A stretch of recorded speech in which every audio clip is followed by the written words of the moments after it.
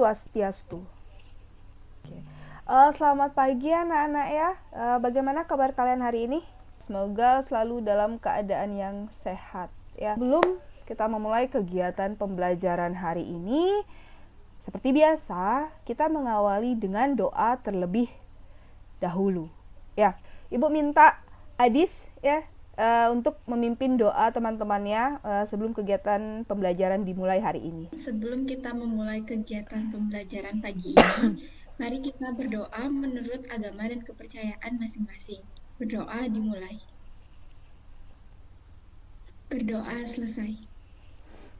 Oke, terima kasih Adis ya sudah memimpin doa teman-temannya. Dan kalian sudah mengisi absensi ya di Google Classroom ya, seperti biasa, karena memang Ibu berikan absensinya di Google Classroom.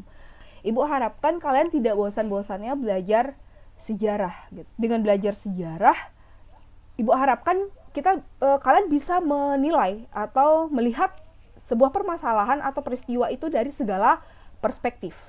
Pertemuan sebelumnya ada yang masih ingat materinya tentang apa? Pendudukan Jepang di Indonesia. Pada saat Jepang, kalau kalian masih ingat bagaimana Jepang berkuasa di Indonesia, bahwa salah satu cara Jepang untuk menarik simpati rakyat Indonesia itu adalah dengan cara apa? Apa artinya? Jadi saudara Iya, mengaku saudara tua. Cynthia apa sih? Menjanjikan kemerdekaan Indonesia. Iya, oke. Nah, jadi hari ini kita akan mempelajari tentang proklamasi kemerdekaan Indonesia. Di sini kompetensi dasarnya, ya. Yang pertama adalah 3.6 yaitu tentang menganalisis peristiwa dan tokoh-tokoh di sekitar proklamasi. Nah, untuk indikatornya 3.6.1 yaitu menganalisis peristiwa sekitar proklamasi kemerdekaan Indonesia. Untuk tujuan pembelajaran di sini, gitu. Jadi Ibu akan menggunakan yang namanya model discovery learning, kemudian dengan metode diskusi ya, diskusi kelompok, kemudian diskusi kelas. Gitu. Untuk materi ini yang akan hari ini yang akan kalian pelajari diantaranya ya tadi peristiwa seputar proklamasi kemerdekaan Indonesia. Silahkan masuk ke namanya Mentimeter. Silahkan masuk ke sini bisa menti.com namanya. Silahkan diberikan pendapat kalian. Nah, kalau kita misalnya membahas proklamasi kemerdekaan Indonesia nih, apa sih peristiwa gitu yang sekitar proklamasi yang paling kalian ingat? Ini yang paling banyak ya, perumusan proklamasi ya. Oke, penculikan. Rengas dengklok ya. Oke, makna proklamasi bagi kalian. Proklamasi kemerdekaan merupakan titik di mana bangsa Indonesia telah lepas dari belenggu penjajahan ya. Terima kasih anak-anak ya atas pendapat yang telah kalian berikan.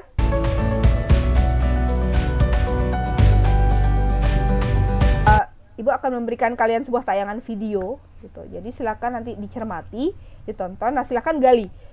Sebentar Ibu akan memberikan waktu kalian untuk memberikan pertanyaan terkait video yang diberikan. Sebelum nanti kita akan memasuki ke kegiatan diskusi kelompok ya, anak-anak ya. Oke. Perubahan situasi mengarahkan rapat persiapan kemerdekaan ke rumah Laksamana Maeda, Perwira Angkatan Laut Jepang. Di tempat inilah dalam sebuah ruangan, Soekarno, Hatta, dan Ahmad Subarjo merumuskan naskah proklamasi kemerdekaan. Hari bersejarah itu tiba.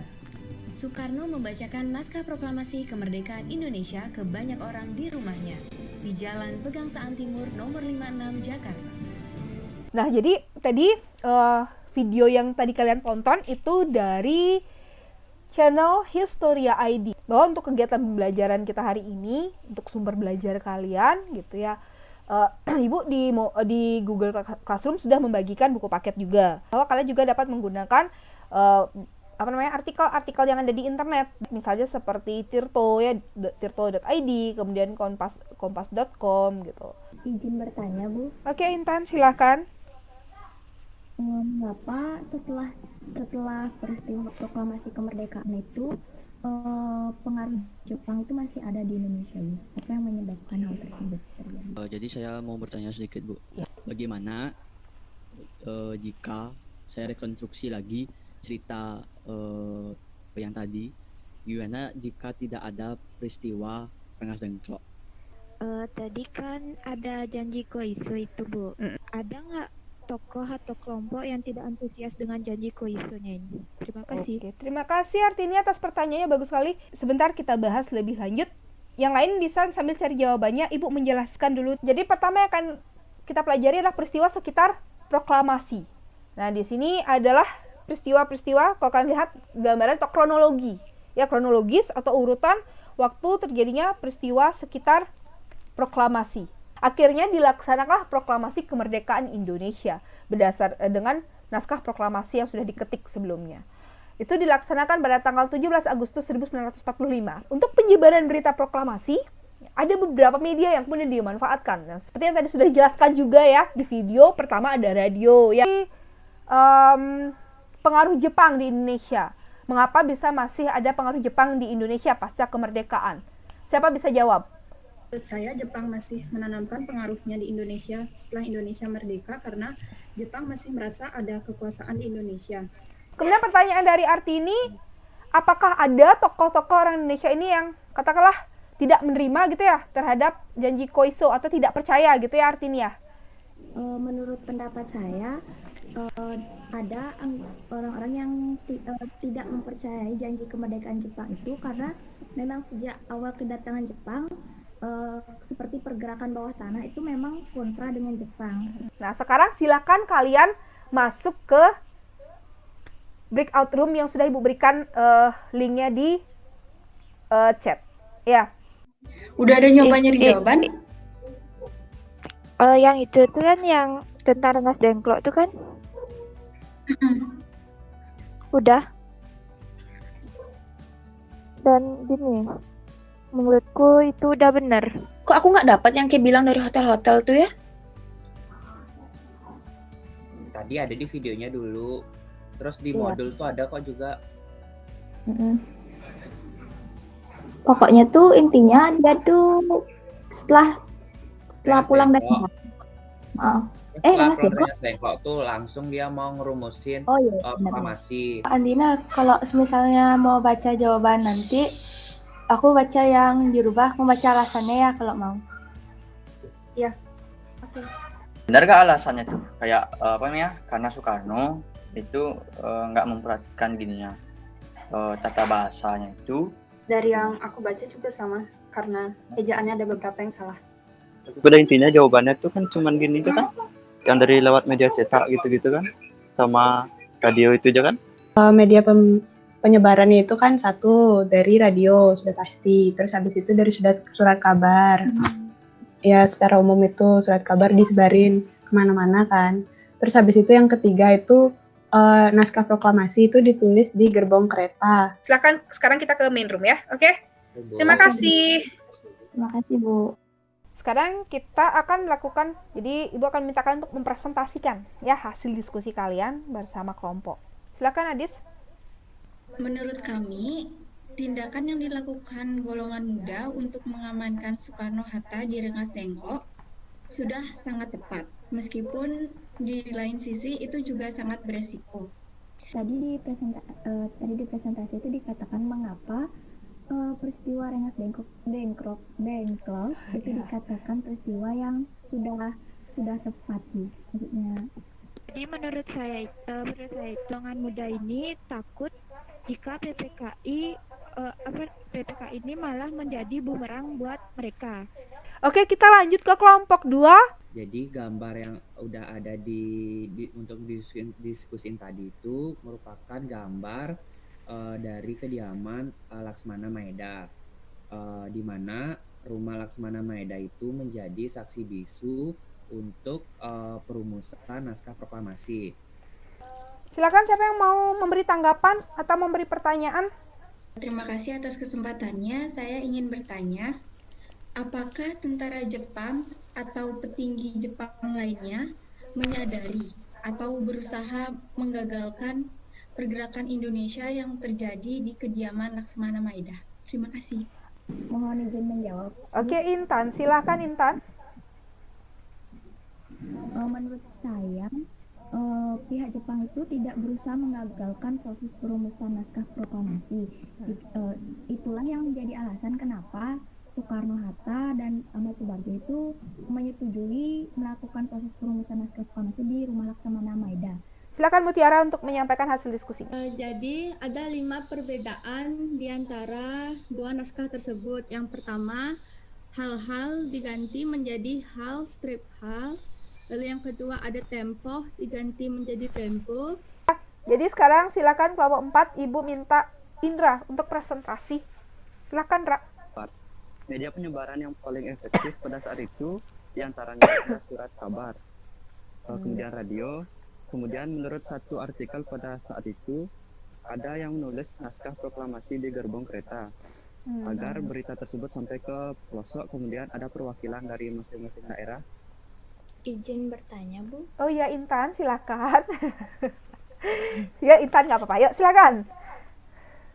Kenapa, Bu, di media surat kabar itu tidak dicegah gitu sama Jepang untuk disebarkan, Bu? Izin menjawab pertanyaan dari Intan. Kalau untuk koran karena sudah keburu dicetak, jadi sudah menyebar gitu.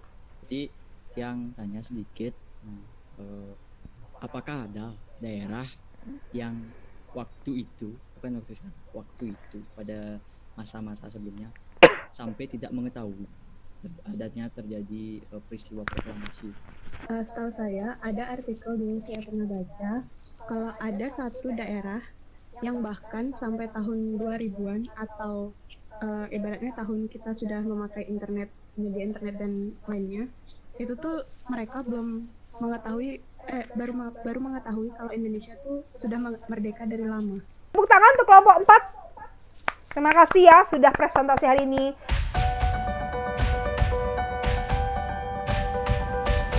Ini Ibu minta kalian untuk memberi kesimpulan tentang kegiatan pembelajaran hari ini.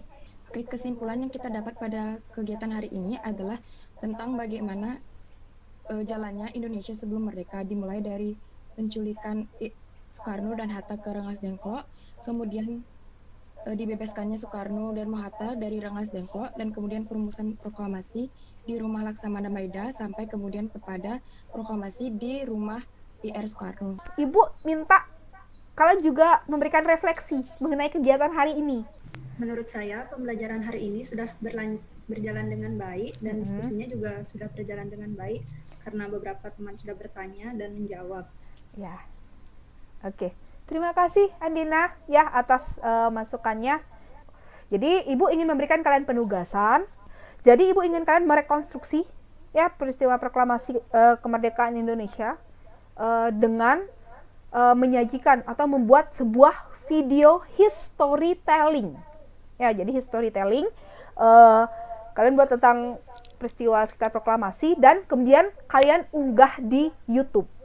Kemudian untuk pertemuan berikutnya, nah setelah tadi kita membahas tentang peristiwa seputar proklamasi, kita masih untuk pertemuan berikutnya kita masih membahas tentang KD 3.6 ya, tentang proklamasi, tapi kita akan membahas tentang respon masyarakat Indonesia terhadap proklamasi kemerdekaan Indonesia, dan kemudian kita akan membahas tentang tokoh-tokoh nasional yang berperan pada proklamasi kemerdekaan Indonesia.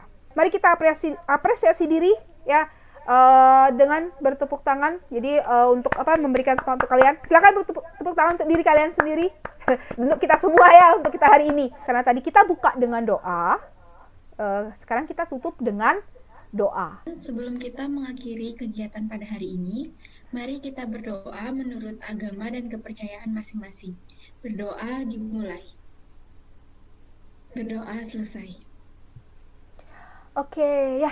Terima kasih anak-anak ya untuk hari ini atas keaktifan kalian, atas kreativitas kalian. Ingat tetap jaga kesehatan ya di masa pandemi seperti sekarang.